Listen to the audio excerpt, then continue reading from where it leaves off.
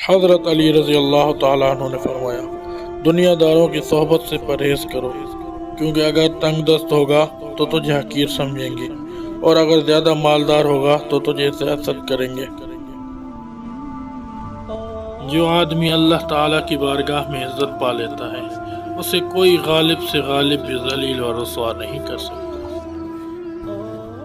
اگر تیرا غلام اللہ تبارک و تعالیٰ کی نافرمانی کرے تو اسے سزا دے، اور اگر تیرا حکم نہ مانے تو اس سے درگزر کر۔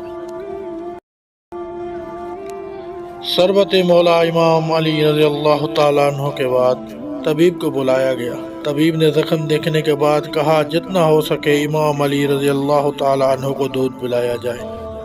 تاریخ میں ہے کہ جب یہ خبر کوفے میں پھیلی تو ہر بچے کے ہاتھ میں دودھ کا پیالہ تھا جو امام علی رضی اللہ تعالیٰ عنہ کو پکار رہے تھے۔ جو آدمی اللہ تعالیٰ کے سامنے اپنی عاجزی ظاہر کرتا ہے تو دنیا داروں کی اونچی اونچی گردنیں اس کے سامنے ذلیل اور پست ہو جاتی ہیں۔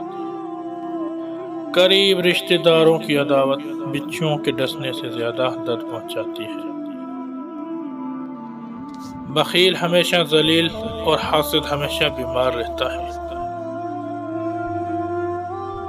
دنیا میں خوش ہونا نہایت نادانی ہے، اور اس موجودہ فانی گھر پر مغرور ہونا کمال کی بے وقوفی ہے۔ مومن کو بےہودہ باتوں سے شدید نفرت ہے، اور وہ نیک کاموں سے الفت رکھتا ہے۔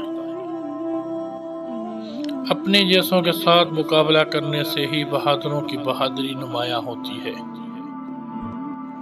حضرت علی رضی اللہ تعالیٰ عنہ نے فرمایا، جہالت ایسی بلا ہے جو زندہ کو مردہ بنا دیتی ہے اور بدبختی میں گرفتار رکھتی ہے۔